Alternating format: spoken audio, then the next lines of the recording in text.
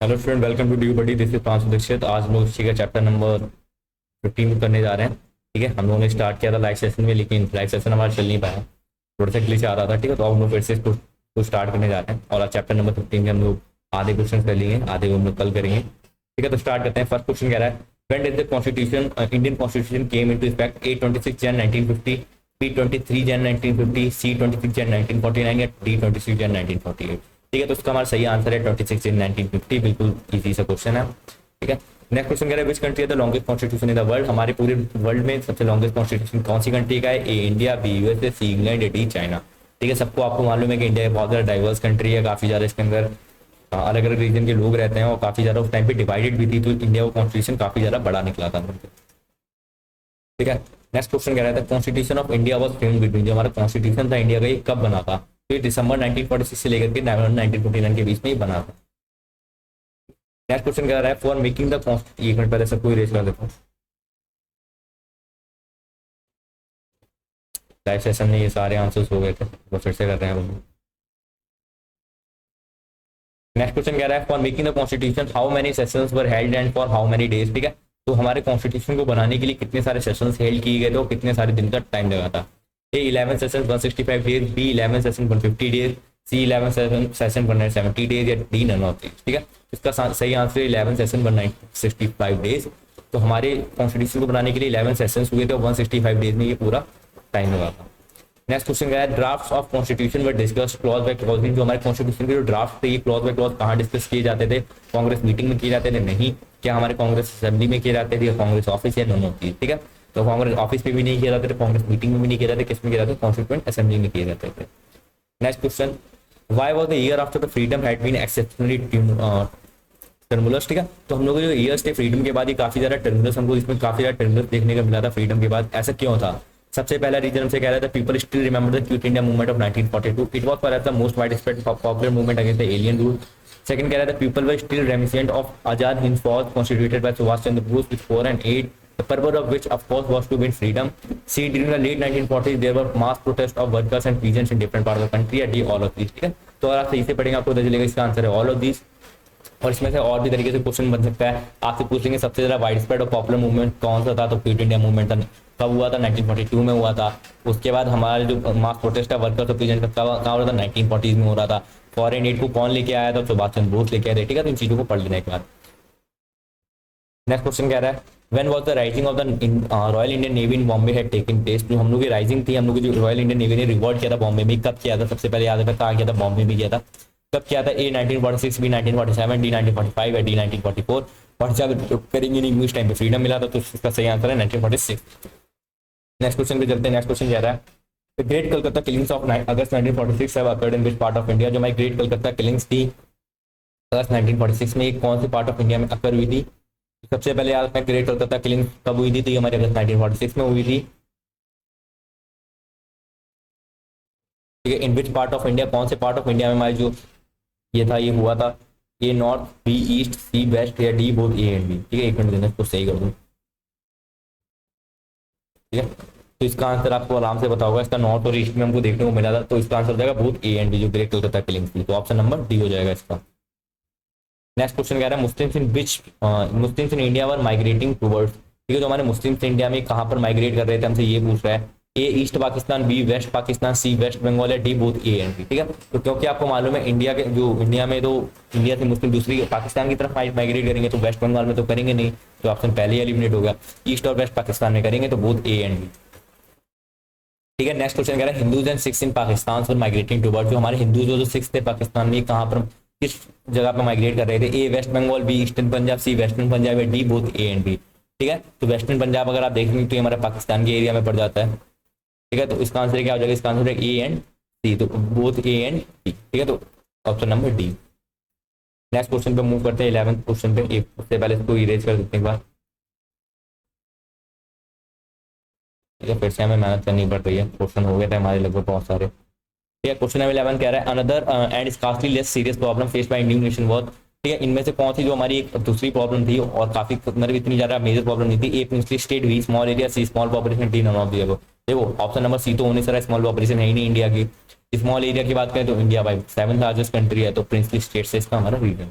Next question कह रहा है during the period of Raj how many areas of the subcontinents was under the control of nawabs and maharajas who would allegiance to the British crown. ठीक है, तो हमारे राज के time पे कितना जो एरिया था सब कॉन्टिनेंट का वो हमारे नवाब्स और महाराजास के अंदर कंट्रोल में था। ए 1/4, बी 1/3, सी हाफ या डी 1/5। ठीक है, तो इसका सही आंसर है B 1/3। Next question when was the provincial elections were held in India. हमारे जो प्रोविंशियल इलेक्शंस थे इंडिया में कब हेल्ड किए गए, कब हुए थे? ए 1946 टू 47, 1945 टू 46 या 1945 टू 47। ठीक है, तो इसका आंसर हमारा इसका सही आंसर क्या है? 1946। चलिए ले बताओ 1946 से 47 होगा इसका। Next question who choose the representative of the constituent assembly. जो कॉन्स्टिट्यूएंट असेंबली के जो रिप्रेजेंटेटिव थे उनको किसने चूज किया था? A Congress, B provincial legislature, C B R Ambedkar या डी ऑल ऑफ दिस। ठीक है, तो प्रोविंशियल लेजिस्लेचर ने हमारे क्या किए थे? कॉन्स्टिट्यूएंट असेंबली के रिप्रेजेंटेटिव को इलेक्ट किया था। नेक्स्ट क्वेश्चन कह रहा है constituent assembly that came into being was dominated by which party. जो हमारी कॉन्स्टिट्यूएंट असेंबली थी ये कौन सी पार्टी के थ्रू डोमिनेट की जा रही थी? कौन से पार्टी के मेंबर्स इस पार्टी कॉन्स्टिट्यूएंट असेंबली को डोमिनेट कर रहे थे? ए कांग्रेस, बी मुस्लिम लीग, सी हमारा जनता दल या डी नन ऑफ दिस। ठीक है, तो अगर आपको इसका आंसर पता होगा, इसका आंसर है कांग्रेस। ठीक है, नेक्स्ट क्वेश्चन पे मूव करते हैं। नेक्स्ट क्वेश्चन हमारा क्या कह रहा है? Who swept the general seats in the provincial elections. हमारे प्रोविंशियल इलेक्शंस में जो जनरल सीट्स थी किसने स्वेप्ट की थी? कांग्रेस, मुस्लिम लीग, जनता दल या नन ऑफ दिस। ठीक है, तो इसका आंसर है कांग्रेस। और मुस्लिम से हमारी कौन सी की थी? जहां पर भी मुस्लिम डोमिनेटिंग एरिया था वहां पर हमारी मुस्लिम लीग ने सीट्स जीती थी। ठीक है, नेक्स्ट क्वेश्चन कह रहा है who choose to boycott the constituent assembly. हमारी कॉन्स्टिट्यूएंट असेंबली को बाइकआउट करने का किसने इनमें से कौन सा था कि कॉन्स्टिट्यूएंट असेंबली को बाइकआउट करें? ए हमारा कांग्रेस, बी मुस्लिम लीग, सी जनता दल या डी महात्मा गांधी। ठीक है, तो इसका आंसर है हमारा मुस्लिम लीग। मुस्लिम लीग ऐसा क्यों जाती थी? आपको पता होगा कि मुस्लिम का मानना था कि हमें एक अलग कंट्री चाहिए। नेक्स्ट क्वेश्चन कह रहा है who were unwilling to join the constituent assembly as they it to the creation of the British. इनमें से कौन से जो लोग थे ये मतलब कॉन्स्टिट्यूएंट असेंबली को ज्वाइन करना नहीं चाहते थे? क्यों? क्योंकि कॉन्स्टिट्यूएंट असेंबली किसकी क्रिएशन थी? ब्रिटिशर्स की क्रिएशन थी। A socialist, B liberal, C communist या डी सेकुलर। ठीक है, तो इसका आंसर हमारा सोशलिस्ट। नेक्स्ट क्वेश्चन पे मूव करते हैं। How much percentage of the members, एक मिनट इसको जब कर दूं पहले तो पता। ठीक है, नेक्स्ट क्वेश्चन कह रहा है how much percent of members of the constituent assembly were in the Congress. ठीक है, तो हमारे कॉन्स्टिट्यूएंट असेंबली के कितने मेंबर्स हमारे कांग्रेस में भी थे? ए 80%, बी 90%, सी 70%, डी 82%। ठीक है, तो इसका सही आंसर 82%। नेक्स्ट क्वेश्चन कह रहा है नेक्स्ट हमें एसेशन रीजन टाइप में दे रखा है। एसेशन कह रहा है Congress was not the party with one voice. हमारी कांग्रेस एक ऐसी पार्टी थी जिसमें वन वॉइस मतलब कोई एक ही टाइप के लोग हुआ करते थे। रीजन क्या कह रहा है? Some were inspired by socialism, other by landlordism and some were close to communal party and while other by secular. ठीक है, तो एसेशन बिल्कुल हमारा सही है और रीजन जस्टिफाई भी कर रहे क्यों? क्योंकि कुछ लोग सोशलिस्ट थे तो कुछ लोग लैंडलॉर्डिज्म को फॉलो करते थे, कुछ लोग कम्युनल पार्टी थे, कम्युनिस्ट थे, तो कुछ सेकुलर थे हमारे। ठीक है, नेक्स्ट क्वेश्चन कह रहा है all the deliberation and argument reported in. ये जितने भी डेलिब्रेशंस और आर्गुमेंट्स होते थे हमारे कॉन्स्टिट्यूएंट असेंबली के कहां पर रिपोर्ट किए जाते थे? Newspaper, magazine, poster, none of these. ठीक है, तो न्यूज़पेपर में किए जाते थे। बहुत इजी लल्लू सा क्वेश्चन है, बेतुका सा, इसको जो नहीं कर पाया समझ लो भाई प्रिपरेशन बहुत गंदी थी। आज शिप्रा वगैरह कोई नहीं आया क्लास में, आज मुझे अकेले पढ़ाना पड़ रहा है, गेटिंग बोर्ड।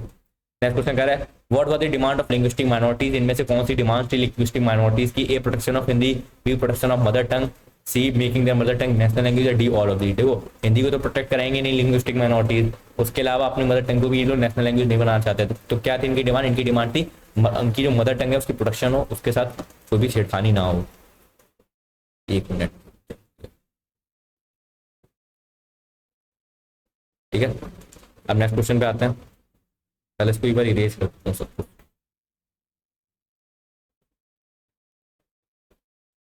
ठीक है, क्वेश्चन क्या कह रहा है what was the demand of the religious minority. जो रिलीजियस माइनॉरिटी थी इनकी डिमांड क्या थी? ये सेपरेट कॉन्स्टिट्यूशन चाहते थे, सेपरेट लैंड चाहते थे, सेपरेट स्पेशल सेफगार्ड चाहते थे, नॉन ऑफ दिस। ठीक है, तो सेपरेट कॉन्स्टिट्यूशन भी नहीं चाहते थे, ना ही हमारे सेपरेट लैंड चाहते थे, क्या चाहते थे? अपने स्पेशल सेफगार्ड चाहते थे कि उनको प्रोटेक्ट करने के लिए कुछ स्पेशल रूल हो।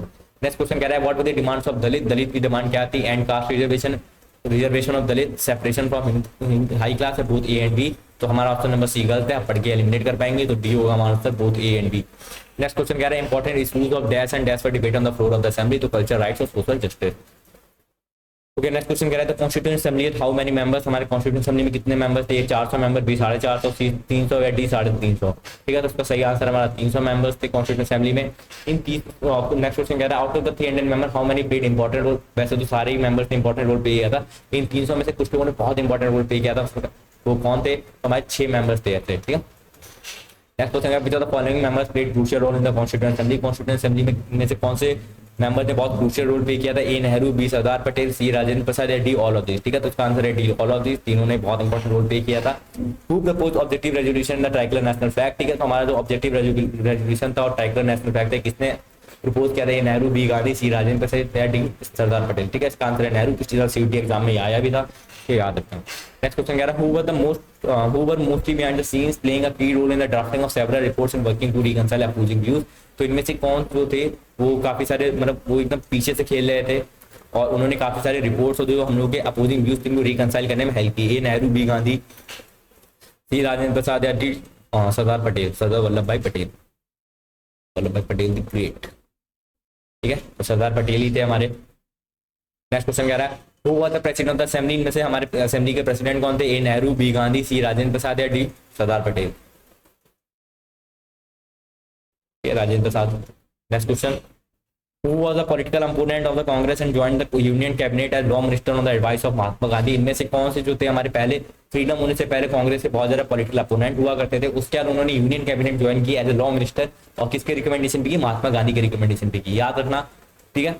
क्या ज्वाइन किया था, यूनियन कैबिनेट ज्वाइन किया था, कैसे, लॉ मिनिस्टर के रूप में, किसके एडवाइस पे, महात्मा गांधी के रूप में, ठीक है। तो इनमें से कौन थे, बी आर अम्बेडकर, श्यामा प्रसाद मुखर्जी, राम मनोहर लोहिया या दीनदयाल उपाध्याय, ठीक है। तो इसका हो जाएगा बी आर अम्बेडकर। और काफी लोग दीनदयाल उपाध्याय कॉलेज को भी टारगेट करते हैं, DDUC। Next question who was the chairman of the drafting committee, हमारे ड्राफ्टिंग कमेटी के चेयरमैन कौन थे, A B R Ambedkar, B Shyama Prasad Mukherjee, C Ram Manohar Lohia, Deendayal Upadhyay. तो ठीक है, इसका आंसर है हमारा B R Ambedkar. Next question who were with Ambedkar and give the crucial point the drafting of the constitution. हमारे इनमें से किसने अम्बेडकर के साथ काफी, अम्बेडकर जी की काफी ज्यादा मदद की थी और कॉन्स्टिट्यूशन में जो क्रूशियल पॉइंट्स इनको ड्राफ्ट करने में उनकी मदद की थी। A K Munshi from Gujarat, Radhe Krishna Swami Ayyangar from Madras या बोथ ए एंड बी, ठीक है। तो इसका आंसर होगा बोथ ए एंड बी। याद रखना के मुंशी कहाँ से थे, गुजरात से थे, अयंगर कहाँ से थे, हमारे मद्रास से थे। Next question these 6 members were given vital assistance by civil servant who were they, ठीक है। तो हम लोग ये जो 6 इंपॉर्टेंट मेंबर्स थे 300 में से, इनमें से कुछ सिविल सर्वेंट ने इनको काफी ज्यादा इंपॉर्टेंट हेल्प प्रोवाइड की थी। तो इनमें से कौन से वो दो सिविल सर्वेंट थे, A B N Rau, S N Mukherjee, Satyendra Nath Tagore या बोथ ए एंड बी। तो इसका होगा हमारा both A and B N Rau और S N Mukherjee. Next question कह रहा है who was the constituent advisor to the government of India and prepared a series of background papers based on a close study of political system obtaining in other countries, ठीक है। इनमें से हमारे कौन से कॉन्स्टिट्यूएंट एडवाइजर थे government of India के और उन्होंने एक मतलब पूरा बैकग्राउंड प्रोवाइड किया था, उन्होंने दूसरे कंट्री के पॉलिटिकल सिस्टम थे उनको स्टडी किया था। A B N Rao, B S N Mukherjee, C Satyendra Nath Tagore, D both A and B, ठीक है। तो बी एन राव होगा इसका आंसर हमारा। Next question who was the chief draftman with the ability to put complex proposal in clear legal language. ये भी हमारे पिछले साल का प्रीवियस ईयर है, ठीक है, जहाँ तक मुझे याद है। A B N Rao, B S N Mukherjee, C Satyendra Nath Tagore, D both A and B, ठीक है। तो क्वेश्चन हमसे कह रहे हैं इनमें से कौन से हमारे चीफ ड्राफ्टमैन थे जिनके पास एक एबिलिटी थी कि वो बहुत ज्यादा मतलब कॉम्प्लेक्स प्रपोजल को भी क्लियर लीगल लैंग्वेज में लिख सकते थे, ठीक है। तो इसका आंसर है हमारा S N Mukherjee. Next question पे मूव करते हैं। नेक्स्ट क्वेश्चन हमारा क्या कह रहा है, थोड़ा सा इसको जूम और कर देता हूँ I guess.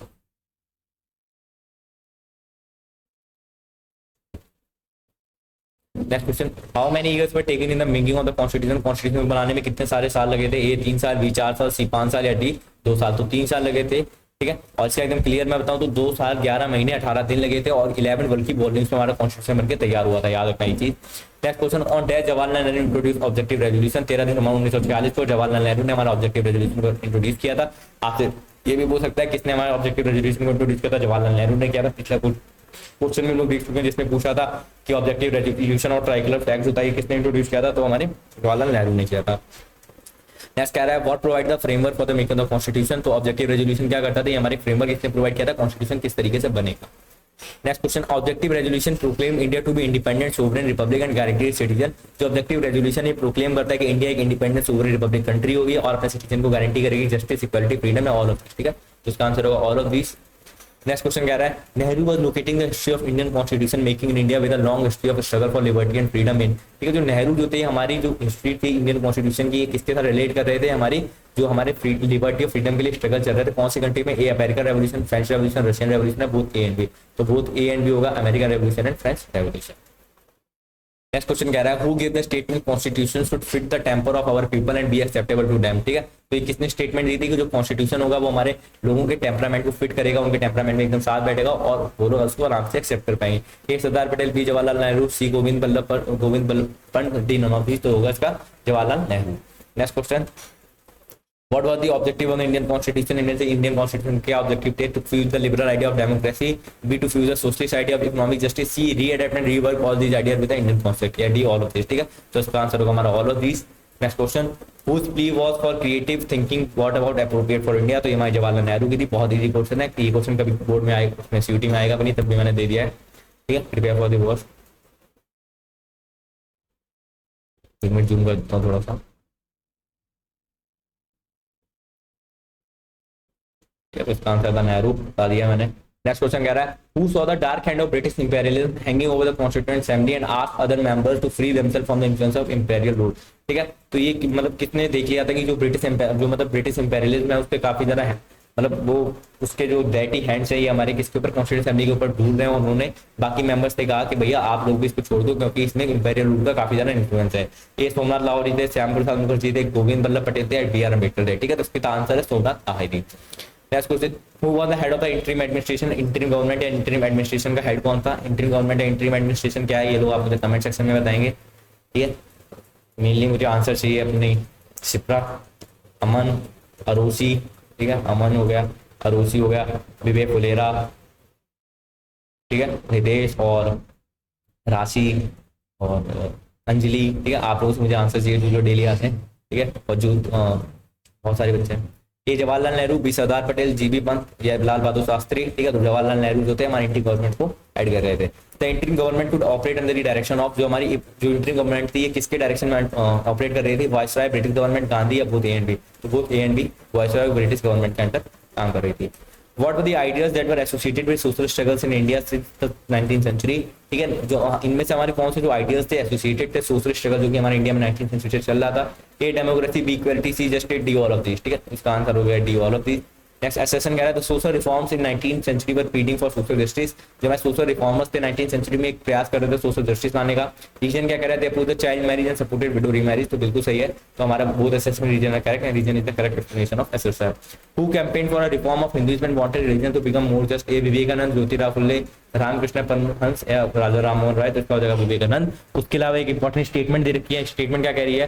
Jyotiba Phule in Maharashtra pointed to suffering of depressed caste और combination of socialist organised workers and peasant, they were demanding economic and social justice. जो ज्योतिबा फुले थी महाराष्ट्र में, उन्होंने पॉइंट किया जो हमारी डिप्रेस्ड क्लास और जो सफरिंग हो रही थी उन्होंने उनके लिए इकोनॉमिक और सोशल जस्टिस डिमांड की। Next question, in which year act were passed enlarging the space for Indian participation in provincial government? ठीक है, तो इंडियन का इनमें से कौन से एक्ट ने हमारे इनमें से मतलब कौन से ईयर में एक्ट पास हुआ था जिसने कि हमारे स्पेस बढ़ा दी थी इंडियन पार्टिसिपेशन का प्रोविंशियल गवर्नमेंट में? ए 1999, बी 1990, सी 1935 और डी ऑल ऑफ दिस, ठीक है। तो इसका आंसर हो जाएगा हमारा डी ऑल ऑफ दिस, ठीक है। तो क्या आंसर है? इसका आंसर है हमारा D all of this. Next question क्या है? Executive was made partly responsible to the provincial legislature in?